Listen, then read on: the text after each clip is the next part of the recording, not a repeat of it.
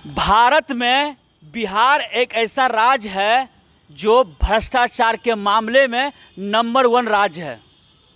जी हाँ, आज मैं बिहार में जो व्याप्त है भ्रष्टाचार उसका उजागर करूंगा।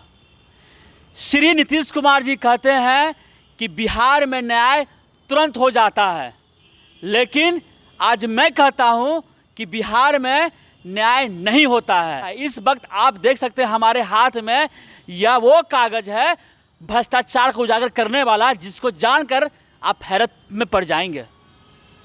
ये जो बगल में जो शख्स हैं, इनका नाम है सुधीर जी। ये जहानाबाद के रहने वाले हैं और बिहार सरकार से कई वर्षों से गुहार लगा रहे हैं।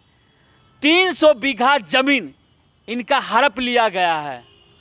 300 बीघा जमीन किन किन का नाम है, सबका उजागर करेंगे आज। जमीन का मामला है, 300 बीघा का मामला है।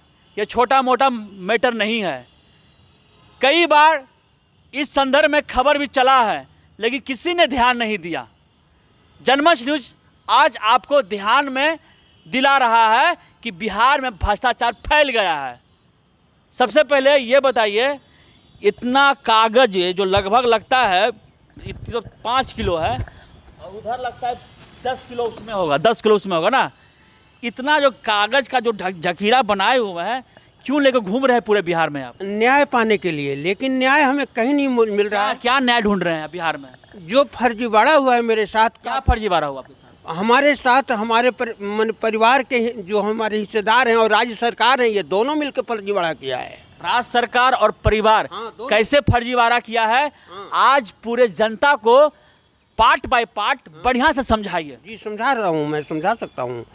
सबसे पहला क्या है कि हम अंडर ज़मींदारी मेरे पास 11.5 बीघा, लेकिन वर्तमान ज़मींदारी भेस्ट होने के बाद मेरे पास ज़मीन लगभग 350 बीघा ज़मीन है, जिसमें से उसमें कुछ ज़मीन मेरे पिताजी, मेरे परदादा के मामू के द्वारा खास हिस्सा वो दाज में, वो जिसमें जहानाबाद सिविल कोर्ट की डिग्री है 35 की, गया डिस्ट्रिक्ट जज कोर्ट की डिग्री है 36 की, 16/12/38 की डिग्री है पटना हाई कोर्ट की, इजराय डिग्री है 1943 की, 11/9/44 का जज का ऑप्शन है, 13/3/45 का मेरे परदादा कमला प्रसाद सिंह के नाम से जज के ऑर्डर पर दखल कब्जा है।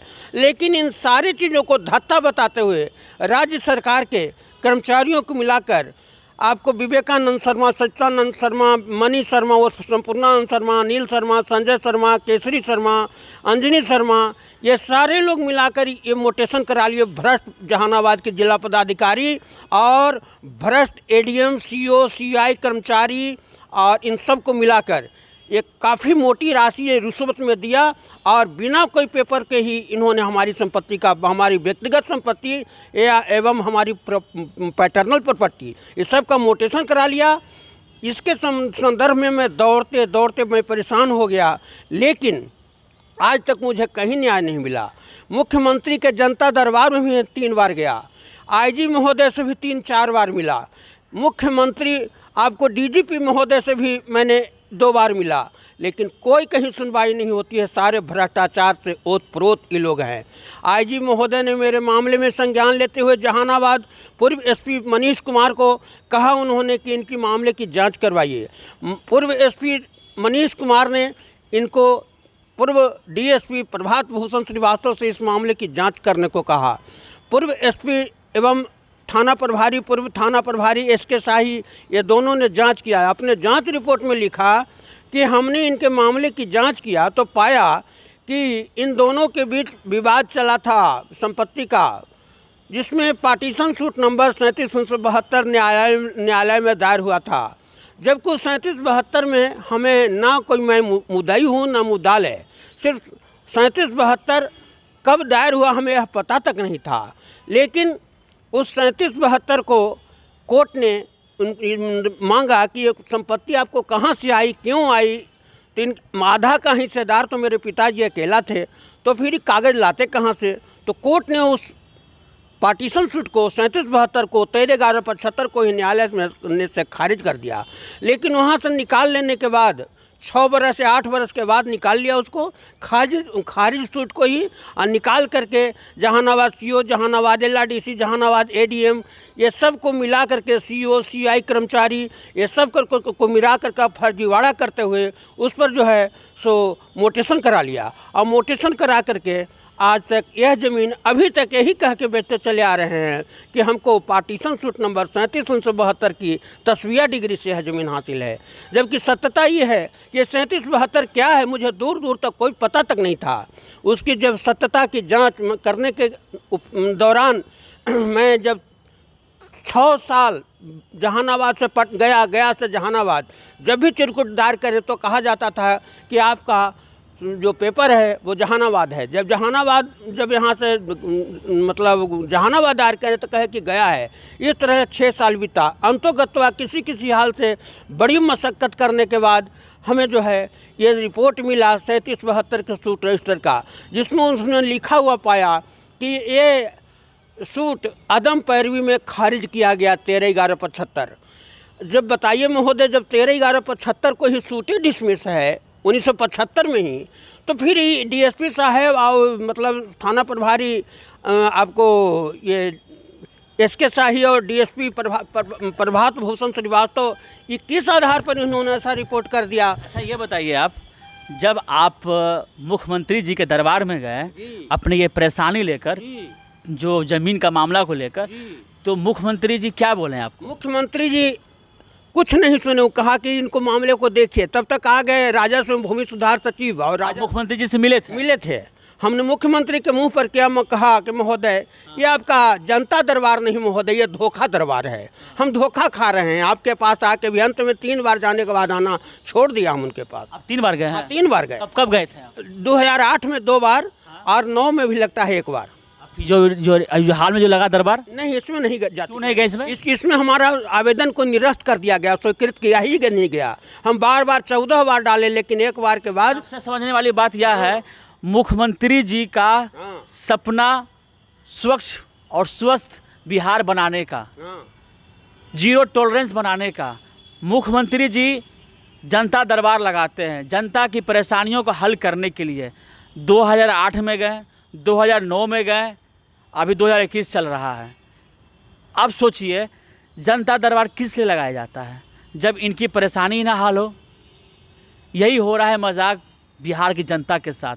आप समझ चुके होंगे कि ये जो भ्रष्टाचार है किसने, ये आप अब तक आप समझ चुके होंगे यह भ्रष्टाचार का पैमाना किस लेवल तक का है। ये सुधीर जी कई वर्षों से जंग लड़ रहे हैं लेकिन विजय नहीं मिला है, और हमें लगता है ये मर भी जाएंगे ना तब भी इनको न्याय नहीं मिलेगा, क्योंकि बिहार का न्यायिक प्रक्रिया इतना कमज़ोर है कि आप कल्पना नहीं कर सकते हैं। सबसे भ्रष्ट राज्य है बिहार। क्या गलत बोल रहा हूँ? बिल्कुल 100% सही है। देखिए कि हमारी व्यक्तिगत ज़मीन में जिसका सारा पेपर है मेरे पास, उस ज़मीन में इन्होंने आम रोड बना दिया, आम रोड, जिस पर हमारी पर्सनल ज़मीन में पूर्व जिलाधिकारी संजय कुमार अग्रवाल महोदय क्या किए कि हमारी व्यक्तिगत संपत्ति में भी रोड बना दिए। जब उनसे मैं जाकर मिला कि महोदय हमारी व्यक्तिगत संपत्ति है, इसमें आप आम रोड का शिलान्यास कैसे करा सकते हैं? तो उन्होंने कहा कि उसका मोटेशन तो चल रहा है। हम कि जी सर, जहाँ तक मोटेशन का सवाल है, भला किसी का मोटेशन हो जाने से मतलब किसी की संपत्ति हो जाती क्या? अगर वैसा है तो कहा जाए इस समाहरणालय का मोटेशन मैं अपने नाम से करा के दिखाऊँगा। आए कहते हैं आए, हम कि आपके राजकाज में कुछ भी हो सकता है। तो बहुत तीखा लगा उनको। अंतोगत्वा उसको जांच में भेज दिया, लेकिन तो माल लिए हुए थे, उनको तो बना देना था हमारी संपत्ति में। सुधीर जी ये बताइए परेशानी का जड़ कहाँ से है? ये आखिर क्या बात है कि अब तक आपका परेशानी का हल नहीं किया गया? जैसे परेशानी का हल इसलिए किया, DM हैं, SP हैं, आपको ये जो भी उच्चाधिकारी हैं वहाँ पे, चाहे CO हैं, CI हैं, ये सारे के सारे भ्रष्टाचार की गंगोत्री बने हुए हैं। हम एकदम घृणा आती है इन लोगों की, मतलब इनका कोई वैल्यू नहीं है, कोई वैल्यू नहीं देता। एक CO ने कहा हमको, पूर्व CO सुनील कुमार शाह ने, कहाँ जाना है, कहाँ जाएंगे आप? हम कि तब तो हाई कोर्ट नहीं रास्ता बचा है सर। तो जाइए ना, हाई कोर्ट हमको क्या कर लेगा? हाईकोर्ट क्या करेगा हमको? हम रोज़ फटकार सुनने के आदी हो गए हैं, तो क्या होना है? हमने अपना मोबाइल में कैद कर लिया था उनकी सारी आवाज़ को, लेकिन हमारा गोड़ पकड़ के, हाथ पकड़ के, दाढ़ी पकड़ के उन्होंने उसको डिलीट करवाया। ये तो इस तरह से तो भ्रष्टाचार है। क्या करेंगे अब जिस तरह से जंग चल रहा है आपका? अच्छा, बड़ी कोशिश करने के बाद न्यायालय से इन लोगों पर, इन भ्रष्टाचारियों पर, 68 लोगों पर FIR हुआ 1919 में ही, 2019 में भी इन लोगों पर FIR हुआ है, 68 लोगों पर FIR हुआ है। लेकिन 68 लोगों पर FIR होने के बावजूद ये लोग आज तक उसको ये कभी भी टच करना नहीं मुनासिब समझा, उसको अरेस्ट करना मुनासिब नहीं समझा। अच्छा, इस ये कभी भी मेरी हत्या हो सकती है, कभी भी, कहीं भी। इसको सब मैं एफिडेविट के साथ लिख कर DGP, ADG headquarter, IG, DIG, गृह सचिव, मुख्य सचिव, सबको मैं हत्या हो सकती है। केसरी कुमार का बेटा निरंजन कुमार सरेआम हवा में पिस्तौल लहराते हुए बार बार धमकी दे रहा है। कौन है वो? केसरी कुमार का बेटा निरंजन कुमार। केसरी कुमार कौन लगते हैं? वो हमारा मतलब हिस्सेदार है, वो घोटाला किए हुए है, 300 बीघा जमीन। हाँ, यही सब उसका बेटा थाना की दलाली करता है, शराब बेचवाता है, क्या नहीं करता है। दुनिया का डर लग रहा है आपको? हमारी कभी भी हत्या हो सकती है, और जब भी हमारी हत्या होती है तो उसका मुख्य हत्याकांड का साजिश करता पूर्व DSP जहानाबाद के प्रभात भूषण श्रीवास्तव, थाना प्रभारी SK शाही, वो पूर्व SP मनीष, वो आपको ये पूर्व थाना अध्यक्ष, और एक दो हैं जिनका नाम याद नहीं आ रहा है, ये लोग, अनिल कुमार सिंह दारोगा, ये सबको मुख्य अभियुक्त नामित किया जाए। कभी भी हमारी हत्या हो, खुलेआम कह रहे हैं कि इनकी हत्या हो सकती है, और भगवान न करे ऐसी घटना के साथ घटे।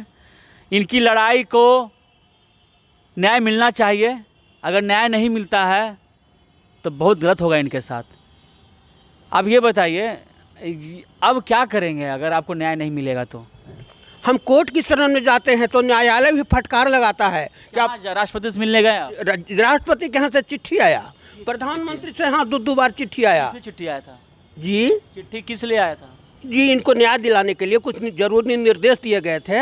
आप अपनी लड़ाई प्रधानमंत्री तक पहुँचा दी है? राष्ट्रपति तक आया है साहब, राष्ट्रपति तक, राष्ट्रपति के यहाँ से आया है, लेकिन उसको भी कबाड़े खाने में डाल दिया जाता है। उस पर राज्य सरकार कोई ध्यान नहीं देती है, न उनके अधिकारी ध्यान देते हैं, कुछ नहीं। कहते हैं राष्ट्रपति क्या है, कुछ नहीं है, प्रधानमंत्री क्या है, कुछ नहीं है, ऐसा बोलते हैं। ऐसा बोलते, खुलेआम बोलते हैं। क्या करेंगे, कहाँ अब दौड़ते रहिए पूरा जीवन, कुछ नहीं होना है। अब पता इतना क्यों बोल रहे हैं? ये सरकारी दफ्तर का चक्कर काट काट के अपना जवानी बिता दिए। बुढ़ापा आने जा रहा है, बुढ़ापा तो दिख रहा है, बुढ़ापा तो आ ही गया है। अब कुछ समय बाद इनकी मृत्यु भी हो जाएगी, लेकिन फिर भी इनको न्याय नहीं मिलेगा। सोचिए, ये व्यक्ति प्रधानमंत्री से मिलते हैं, दुनिया के जितने भी बड़े अधिकारी हैं उनसे मिलते हैं, फिर भी न्याय नहीं मिला। अब क्या बचा है?